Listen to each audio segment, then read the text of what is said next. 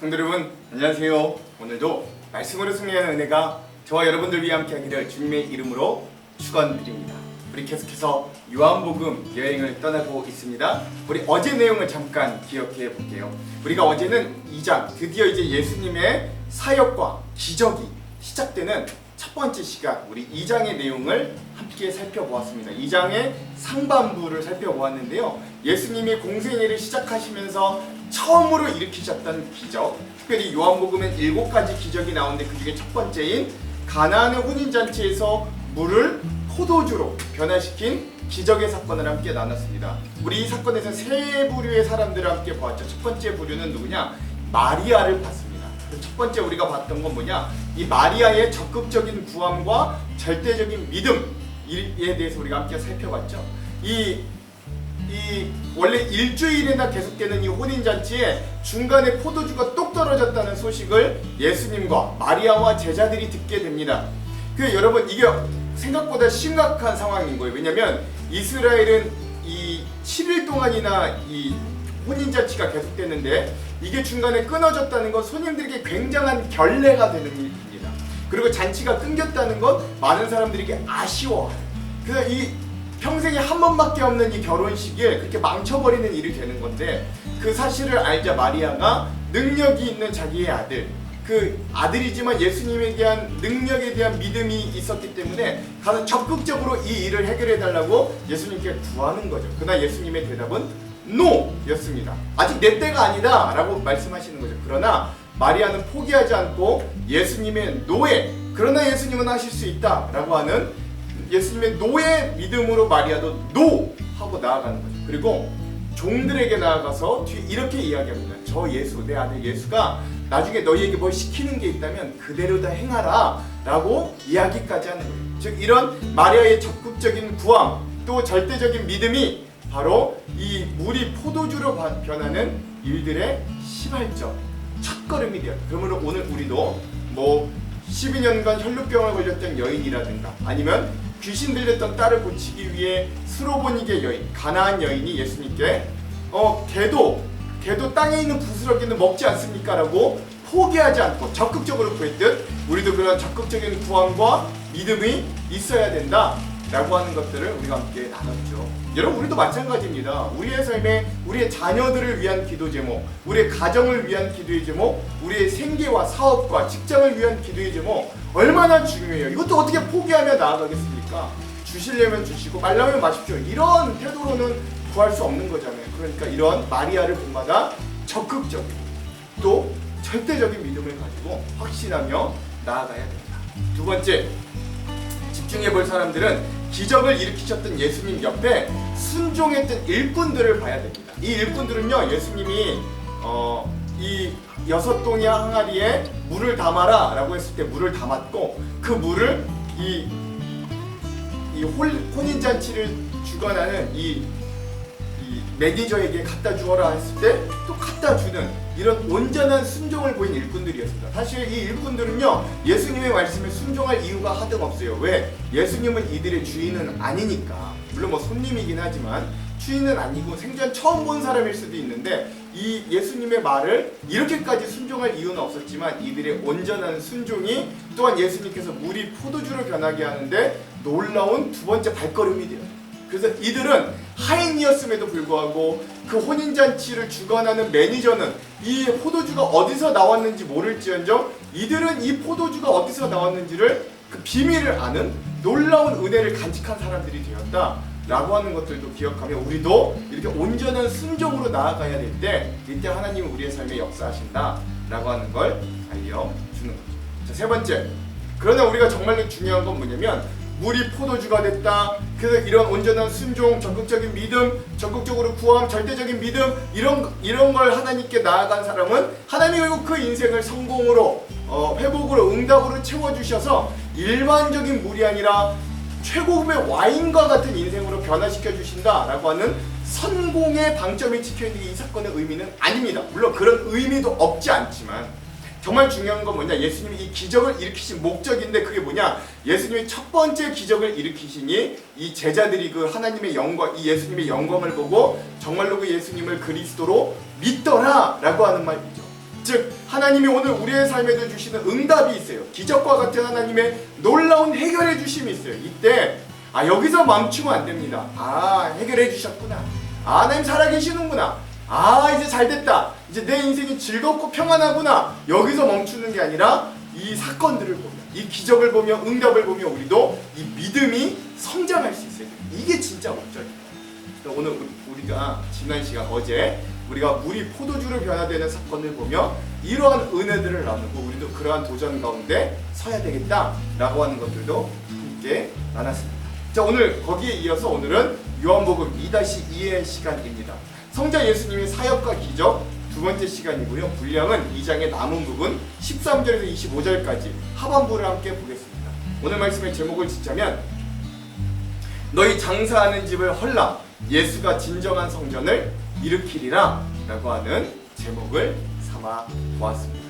자, 그러면 오늘 이 부분에 대한 우리 두 가지를 한번 잡아서 방향을 잡아보고 내용과 주안점을 한번 들어가 볼게요. 먼저 첫 번째, 오늘 말씀이 요한복음에만 특별히 성전 정화 사건이 예수님의 공생의 사건을 시작하며 등장합니다. 그 이유는 뭘까? 원래는 공간복음 마태마가 누가에서는 예수님이 예루살렘에 입성하시고 첫날 하시거든요. 즉 십자가에 달려 돌아가시기 일주일 전에 일으키시는데 요한복음만 예수님이 공생애를 시작하시면서 가장 처음 사역으로 등장시켜요.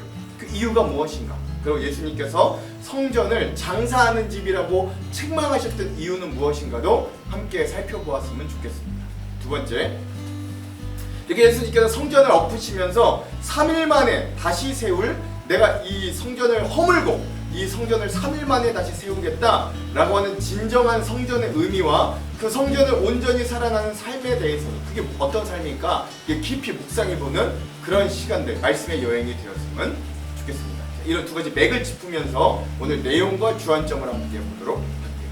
자, 그럼 오늘 2장의 후반부는 예수님의 첫 번째 사역인 성전을 정화시키는 사역이 등장합니다. 자, 제1차 성전 정화 사건이 일어나요. 내용은 이렇습니다. 유대 사람의 유월절이 가까워져서 예수께서 예루살렘으로 올라가셨다. 그는 성전 뜰에서 소와 양과 비둘기를 파는 사람들과 돈 바꾸어 주는 사람들이 앉아있는 걸 보시고 노끈으로 채찍을 만들어 양과 소와 함께 그들을 모두 성전에서 내쫓으시고 돈 바꾸어 주는 사람들의 돈을 쏟아버리시고 상을 둘러 엎으셨다. 비둘기 파는 사람들에게는 이것을 걷어치워라. 내 아버지의 집을 장사하는 집으로 만들지 말아라 하고 말씀하셨다. 제자들은 주님의 집을 생각하는 열정이 나를 삼킬 것이다 하고 기록한 성경 말씀을 기억했다 라고 하는 것이죠. 그러니까 예수님이 이 성전에서 돈 바꿔주고 짐승들 파는 이 상인들, 또 이 종교 지도자들, 그걸 허용해준 종교 지도자들을 모두 엎어버리고 내 집은 아버지의 집이지 너희들이 장사하는 집이 아니다 라고 선포하는 거예요. 그리고 그런 것들을 보고 제자들은 예수님이 주님의 집을 생각하는 열정이 나를 삼킬 것이다 라고 했던 구약의 말씀이 바로 저 예수님의 열정이겠구나 라고 생각했다는 거예요. 자, 그리고 나서 예수님은 건물로 대표되던 이 예루살렘 성전을 이제 드디어 허물고 진정한 영적 성전을 세우실 것을 선포하십니다. 자, 유대 사람들이 예수께 물었다. 당신이 이런 일을 하다니 무슨 표징을 우리에게 보여주겠소? 예수께서 그들에게 말씀하셨다. 이 성전을 허물어라. 그러면 내가 사흘 만에, 즉 3일 만에 다시 세우겠다. 그러자 유대 사람들이 말하였다. 이 성전을 짓는데 46해나 46년이나 걸렸는데 이것을 3일 만에 다시 세우겠다고요? 그러나 예수께서 성전이라고 하신 건 자기 몸을 두고 하신 말씀이었다. 제자들은 예수께서 죽은 사람들 가운데 살아나신 뒤에야 그가 말씀하신 것을 기억하고서 성경 말씀과 예수님께서 하신 말씀을 믿게 되었다 라고 하는 거죠. 자, 이렇게 성전을 뒤엎으니까 유대인들이 와서 예수님께 따지는 거예요. 당신 무슨 권한으로 이런 일을 하는 거예요? 이런 권한이 있다는 어떤 표징과 기적을 한번 보여 증명해 보세요 라고 따지는 거죠. 그러자 예수님이 뭐라 그러냐면, 너희가 이 성전을 세우는데 46년이나 걸렸지? 나는 이 성전을 허물고 3일 만에 다시금 일으킬 거야 라고 말씀을 하셨다는 것입니다. 이건 진짜로 예수님이 무너뜨리고 3일 만에 짓겠다는 게 아니라, 이제는 진짜 너희들이 생각하는 이 성전이 아니라 내가 내 몸으로 다시 세울 그런 은혜의 성전, 성령이 거하시는 마음의 성전을 내가 다시금 세우겠다, 은혜와 구원의 길을 바꾸겠다 라고 하는 예수님의 선포인 거죠. 그리고 이 말씀을 제자들은 예수님이 후에 십자가에 죽고 부활하시고 난 이후에야 진정 깨달았다라고 이야기하는 것입니다. 마지막으로 이런 표적을 보고 따르는 사람들에게 의탁하지 않는 예수님의 모습을 볼 수 있어요. 예수께서 유월절에 예루살렘에 계시는 동안에 많은 사람이 그가 행하는 표징을 보고 그 이름을 믿었다. 그러나 예수께서는 모든 사람을 알고 계시므로 그들에게 몸을 맡기지 않으셨다. 그는 사람에 대해서는 어느 누구의 증언도 필요하지 않으셨기 때문이다. 그는 사람의 마음속에 있는 것까지도 알고 계셨던 것이다 라고 하는 것입니다. 여러분, 이거 중요한 건 뭐냐면 이 당시 예수님의 제자들도 예수님이 왜 이렇게 성전을 다 막 뒤엎으시는지를 잘 이해하지 못했어요. 이들도 어디 가서 이해했냐? 예수님 나중에 죽고 부활하시고 난 이후에야 이해했다고. 그러니까 즉 다른 사람들도 이런 예수님의 어떤 행동이 파격적이고 혁명적이다 라고 보였을지는 몰라요. 그리고 예수님이 보여주시는 기적과 표징들을 보면서 이 사람들이 거기에만 몰두되어 예수님을 믿었다 라고 합니다. 그러나 예수님은 그런 자기의 표정만 보고 기적만 보고 믿는 사람들을 좀 경계하셨어요. 그들에게 의탁하지 않으셨습니다. 왜? 이들은 표징이 사라지면 기적을 보여주지 않으면 곧 떠날 사람이라는 걸 예수님은 너무나도 잘 알고 계셨기 때문에 그런 거예요. 자, 이렇게 요한복음 2장의 내용이 마무리되었고요. 각 이 파트에 대한 우리 주안점들은 이따가 후에 함께 살펴보면서 깊은 은혜들을 나누도록 하겠습니다. 자, 그럼 오늘 이 부분 요한복음 2장의 후반부 핵심 구절을 함께 살펴볼게요. 두 군데입니다. 15절에서 16절 그리고 19절의 말씀입니다. 먼저 15절에서 16절을 한번 읽어볼게요. 노건으로 채찍을 만드사 양이나 소를 다 성전에서 내쫓으시고 돈 바꾸는 사람들의 돈을 쏟으시며 상을 엎으시고 비둘기 파는 사람들에게 이르시되 이것을 여기서 가져가라. 내 아버지의 집으로 장사하는 집을 만들지 말라 하시니. 아멘. 19절입니다.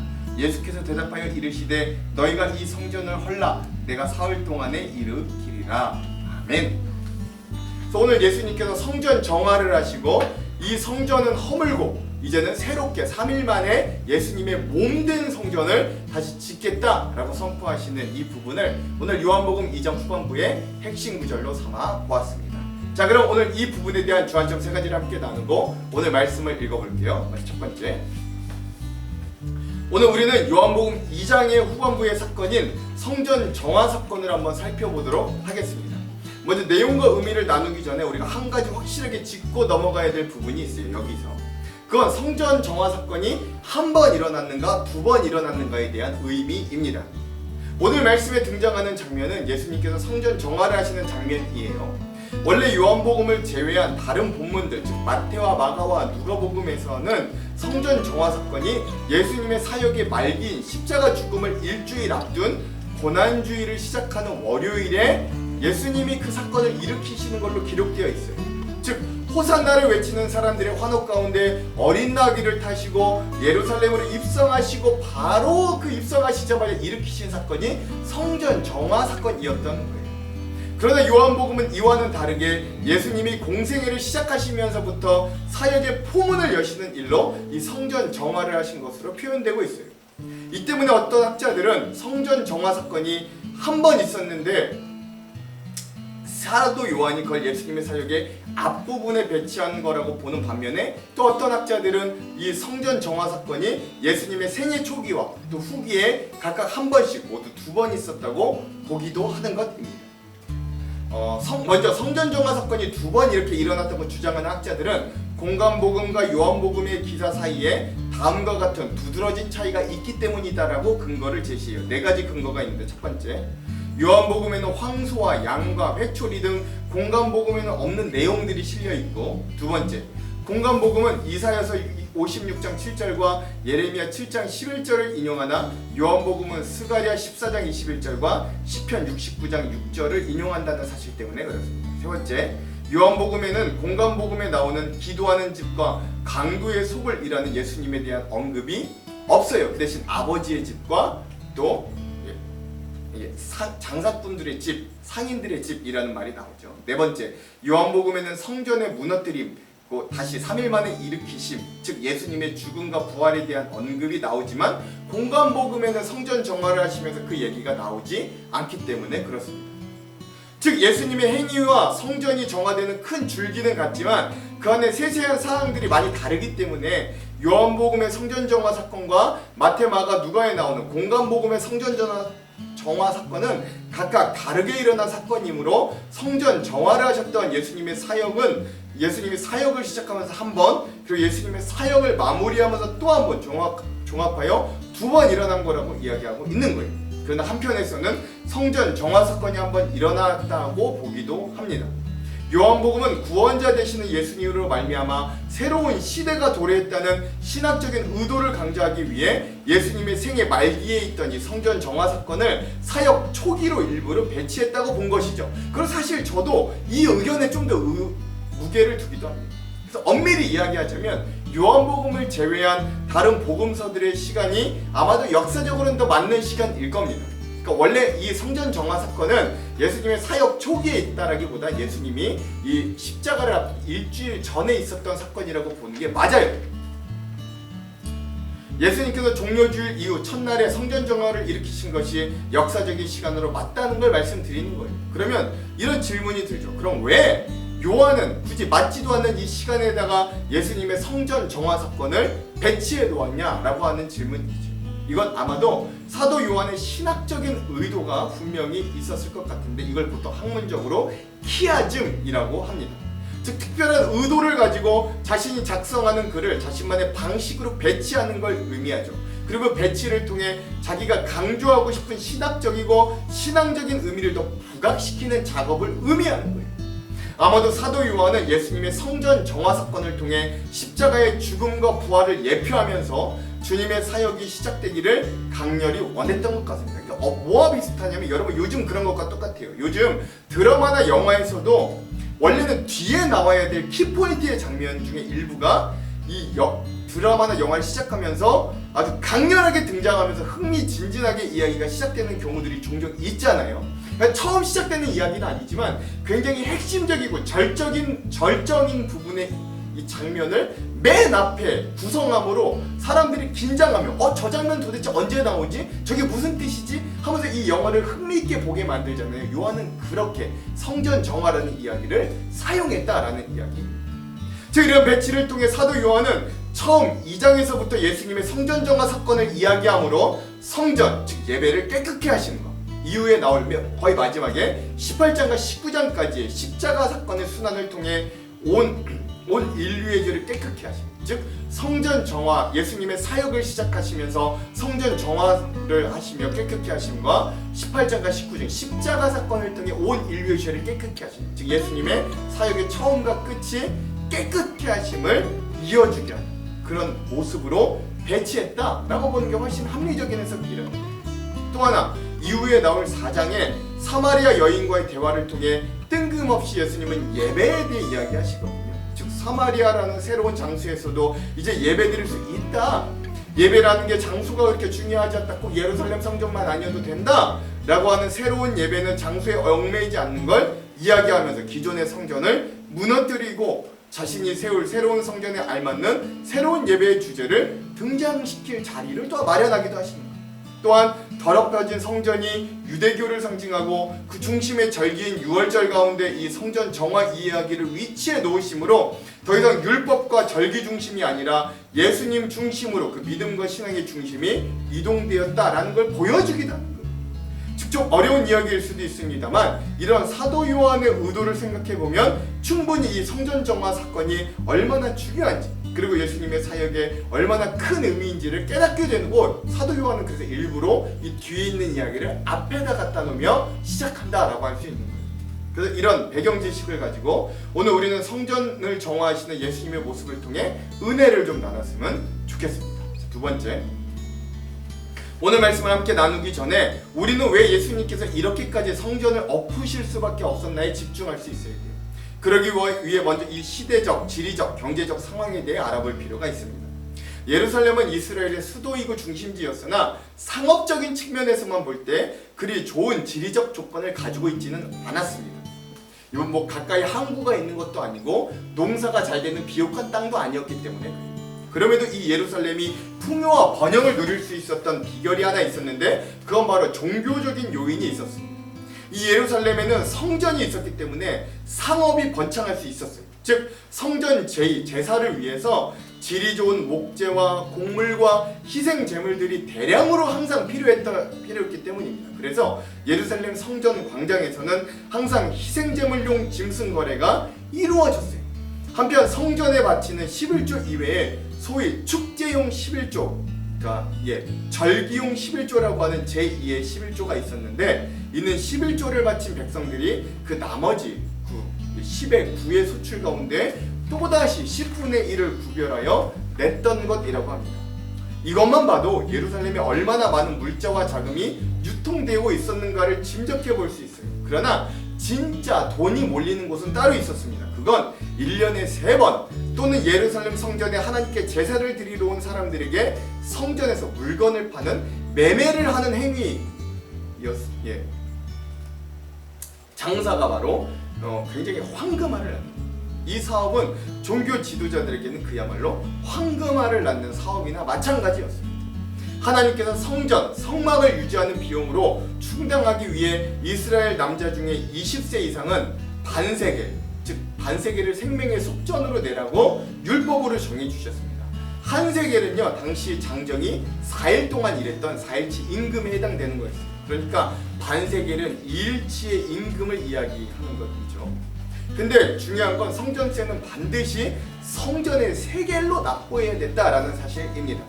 그래서 환전상들은 과도하게도 많은 수수료를 받고 일반 로마에서 쓰는 세겔을 성전의 세겔로 바꾸어 주었어요.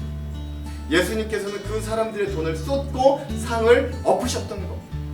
또한 사람들이 성전으로 올라갔던 건 제사를 드리기 위함이었는데, 제물로 드릴 짐승은 흠이 없어야 됐습니다. 그런데 외부에서 짐승을 가지고 오면 검사료를 내야 했을 뿐만 아니라 그 짐승들이 하나님께 드릴 만한가, 흠이 있나 없나를 검사했던 검사관들이 온갖 구실을 내어 결함을 찾아내고 성전 제사용으로는 불가하다는 판결을 내려서 되돌려 보냈어요. 그래서 사람들은 성전 안에 파는 짐승들을 울미야 겨자 먹기식으로 살 수밖에 없었던 거예요.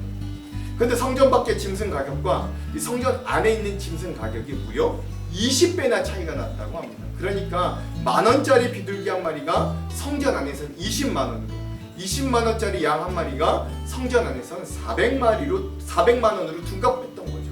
그래서 예수님은 이렇게 분노하셨던 거예요. 그리고 이렇게 선포합니다. 15절 16절. 노끈으로 채찍을 만드사 양이나 소를 다 성전에서 내쫓으시고 돈 바꾸는 사람들의 돈을 쏟으시며 상을 엎으시고 비둘기 파는 사람들에게 이르시되 이것을 여기서 가져가라. 내 아버지의 집으로 장사하는 집을 만들지 말라 하시니. 아멘. 예수님의 분노가 여기 세 개의 동사에 잘 나타나 있어요. 첫째는 내쫓다입니다. 예수님께서 성전에 있는 짐승들을 성전 밖으로 몰아내쫓으셨어요. 둘째, 쏟다입니다. 예수님께서 환정산들의 돈을 쏟으셨어요. 아마 사람들은 그 동전을 줍느라 정신이 없었을 거예요. 마지막 세 번째, 없다라는 거예요. 환정상들과 이 상인들의 상을 뒤엎으셨어요. 또한 사람들이 장사하고 있는 곳이 성전 중에 가장 바깥 부분인 이방인의 뜰이었거든요. 그래서 이방인의 뜰은 이방 사람들이 예배 처소와 성전 안으로 들어가는 입구라기보다는 오히려 이 당시엔 잡상인들이 소리치며 물건 파는 시장통과 같았을 거예요. 예수님께서 그들을 쫓아낸 건 당시 이들이 욕망과 폭리를 취했기 때문만은 아닙니다. 자기의 이익을 위해 다른 사람들이, 그 이방인이라고 할지라도 하나님과의 영적 교제를 나누어야 하는 예배를 방해하는 걸 도저히 참을 수가 없었기 때문입니다. 오늘 우리는 우리의 교회를 은혜와 믿음이 넘치는 장소로 만들고 있습니까? 아니면 이들처럼 우리의 탐욕과 욕심이 가득한 강도의 소굴과 장사하는 집으로 만들고 있습니까? 여러분 오해하지 마십시오. 이 이야기는 교회에서 흔히 몇부 여신도나 어떤 부서에서 예배 후에 잠시 어떤 물건을 팔고 사는 걸 금지해야 된다라고 하는 정도의 이야기가 아니라는 거예요. 그리고 그런 의미도 아닙니다. 지금 오늘 말씀에서 정말 우리에게 중요한 건 교회에서 단지 몇부 여신도회가 뭘 파느냐 마느냐 이게 중요한 문제가 아니라 우리의 삶의 중심이 성전으로서의 역할을 잘 감당하고 있느냐, 아니면 우리의 마음에 세상의 온갖 잡다한 장사치와 같은 탐욕과 욕심과 이문에 대한 이익에 대한 집착과 때론 나 자신에 대한 의와 공적에 대한 자만심이 가득 있는가 살펴봐야 한다는 거예요. 그렇죠? 왜? 이 신도애들이 파는 거 결국 교회의 이득, 교회의 헌금을 위해 하는 거예요. 교회 사업을 위해 하는 거거든요. 개인의 이득을 위해 하는 게 아닙니다. 그러니까 중요한 건 오늘 진짜 성전된 나 자신의 마음이 정말로 주님을 온전히 향해 있는가, 기도하는 집으로 서 있는가, 아버지의 아까 주인 되신 아버지의 집으로 서 있는가, 아니면 이들과 같이 강도의 집, 장사하는 집, 이문과 탐욕에 가득한 내 성전 마음인가를 되돌아볼 수 있어야 한다는 말이죠. 이걸 기억해야 됩니다. 자, 마지막 세 번째. 그러므로 요한복음은 우리에게 이러한 질문을 하며 예수님의 공생의 사역을 시작합니다. 너희는 진정 성전으로 살고 있는가? 라고 말이죠. 이것이 성전 정화 사건을 역사적인 시간에 맞지 않음에도 불구하고 가장 맨 처음에 사도 요한이 배치한 이유이기도 한 것입니다. 그래서 요한복음에는 다른 공간복음서들에서 성전 정화 사건을 이야기할 때 등장하지 않던 예수님의 성전을 허물고 다시 세우시는 이야기가 새롭게 따로 등장하는 거예요. 이런 일이 있은 후에 예수님의 그 파격적인 행동에 그동안 큰 이문과 이득을 보았던 유대교 지도자들이 가장 큰 타격을 입을 수밖에 없었거든요. 그리고 가장 열받을 수밖에 없었어요. 왜냐하면 먼저 이런 예수님의 행동은 그동안 유대교가 쌓아온 성전 전통에 대한 도전이기도 하였고, 더 깊이 들어가면 대제사장을 비롯한 유대 종교 지도자들의 풍요로운 밥줄을 끊어내는 일이기도 했기 때문에 그래요. 그래서 유대인들은 예수님께 다가와 이렇게 따지기 시작합니다. 18절. 이에 유대인들이 대답하여 예수께 말하기를 내가 이런 일을 행하니 무슨 표적을 우리에게 보이겠느냐? 아멘. 그렇죠. 이들은 도대체 당신에게 무슨 권한이 있어서 성전에서 이루어지는 일을 뒤집어 엎었는지를 표적으로, 기적으로 한번 증명해보라 라고 말하는 거예요. 그래서 예수님의 대답은 이렇습니다. 19절에서 21절. 예수께서 대답하여 이르시되 너희가 이 성전을 헐라 내가 사흘 동안에 일으키리라. 유대인들이 이르되 이 성전은 46년 동안의 지었건을 내가 3일 동안에 일으키겠느냐 하더라. 그러나 예수는 성전된 자기 육체를 가리켜 말씀하신 것이라. 아멘. 그렇죠. 예수님께서는 성전의 본질, 영원한 성전이신 자기의 몸이 성전이라고 말씀하셨지만 유대인들은 성전하면 건물만 생각했던 거예요. 이렇게 말씀하신 예수님은 서신서, 뒤에 있는 서신서들을 통해 예수님의 영을 모시고 사는 사람들의 몸을 성전이라고 하셨음을 우리가 잘 알고 있습니다. 하나님은 성전이 그래서 건물이 아니라 그 예수님의 영, 성령을 모신 우리의 몸이 바로 주님의 성전이라고 이렇게 말씀하시는 거예요. 고린도전서 3장 16절에서 17절. 너희는 너희가 하나님의 성전인 것과 하나님의 성령이 너희 안에 계신 것을 알지 못하느냐? 누구든지 하나님의 성전을 더럽히면 하나님이 그 사람을 멸하시리라. 하나님의 성전은 거룩하니 너희도 그러하니라. 아멘. 그렇죠. 그러므로 성전을 더럽히면 예수님께서 채찍을 드시는 이유가 바로 여기에 있는 거예요. 자신의 몸을 죄의 도구로 사용하고 음행과 향락을 위해 사는 것도 그래서 바르지 않다라고 할 수 있는 거죠. 왜? 우리는 주님을, 성령을 모신 성전이기 때문에. 그래서 로마서 12장 1절은 이후에 성전된 우리가 어떻게 살아야 되는지를 이렇게 정확하게 보여줍니다. 로마서 12장 1절. 그러므로 형제들아 내가 하나님의 모든 자비하심으로 너희를 권하노니 너희 몸을 하나님이 기뻐하시는 거룩한 산제물로 드리라. 이는 너희가 드릴 영적 예배니라. 아멘. 그렇죠. 그러니까 여러분 오늘 말씀에 우리가 주목해야 될 부분은 바로 이런 예수님의 사건과 말씀을 제자들이 마음속 깊이 각인되어 기억하고 있다가 예수님께서 부활하시고 난 이후에 이 말씀이, 이 사건이 무슨 뜻이었는지를, 어떤 의미였는지를 깨달았다라고 하는 사실이에요. 22절. 죽은 자 가운데 살아나신 후에야 제자들이 이 말씀하신 것을 기억하고 성경과 예수께서 하신 말씀을 믿었더라. 아멘. 그렇죠. 이렇게 진정 성전 되신 예수 그리스도에 대한 의미를 깨달았던 제자들은 유대교 지도자들이 강도의 소굴로 만든 성전을 다시금 만민이 기도하는, 장세의 집으로 만든 성전을 다시금 만민이 기도하는 살아계신 하나님의 역사의 장소로 변화시키는 사건을 후에 깨달은 후에 일으키는데요. 그게 바로 성전 미문에 앉아있던 안진뱅이를 일으켰던 사건이에요. 그러니까 예수님이 죽으시고 부활하시고 승천하시고 난 이후에 이들이 정말로 깨달았던 거죠. 아, 그때 예수님이 성전을 뒤엎었던 건 이런 의미였구나. 성전은 그런 곳이고.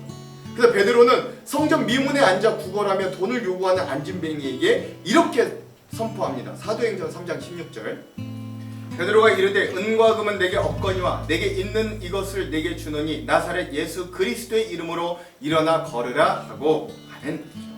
즉 은과 금은 없어도 예수의 이름은 있었던 베드로는 안진뱅이에게 새로운 삶을 허락하고 그에게 구원이 임하도록 이끌어주는 거예요. 진정 성전이 기도하는 집으로, 하나님의 아버지의 집으로 변화되기 시작한 거죠.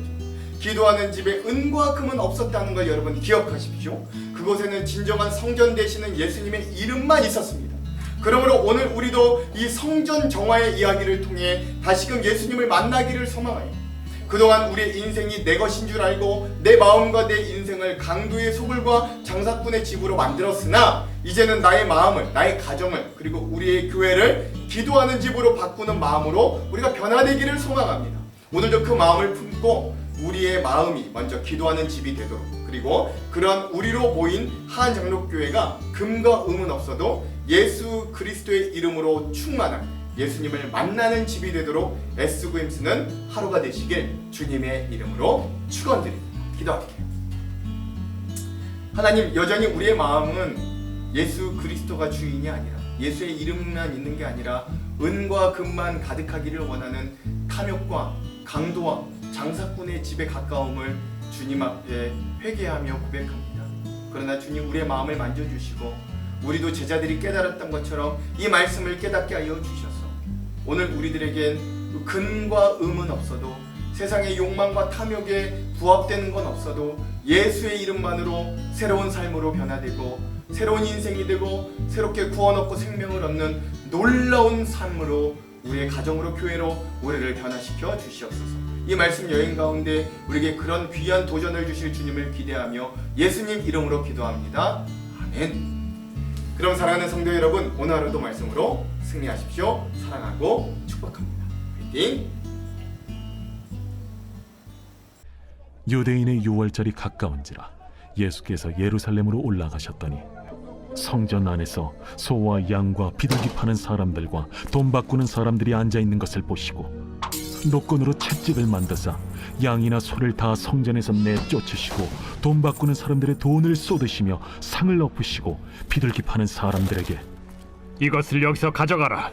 내 아버지의 집으로 장사하는 집을 만들지 말라 하시니 제자들이 성경 말씀에 주의 전을 삼원은 열심히 나를 삼키리라 한 것을 기억하더라. 이에 유대인들이 대답하여 예수께 말하기를 내가 이런 일을 행하니 무슨 표적을 우리에게 보이겠느냐? 너희가 이 성전을 헐라. 내가 사흘 동안에 일으키리라. 이 성전은 46년 동안의 지역권을 내가 3일 동안에 일으키겠느냐? 그러나 예수는 성전된 자기 육체를 가리켜 말씀하신 것이라. 죽은 자 가운데서 살아나신 후에야 제자들이 이 말씀하신 것을 기억하고 성경과 예수께서 하신 말씀을 믿었더라. 유월절에 예수께서 예루살렘에 계시니 많은 사람이 그의 행하시는 표적을 보고 그의 이름을 믿었으나 예수는 그의 몸을 그들에게 의탁하지 아니하셨으니 이는 친히 모든 사람을 아시며 또 사람에 대하여 누구의 증언도 받으실 필요가 없었으니 이는 그가 친히 사람의 속에 있는 것을 아셨음이니라.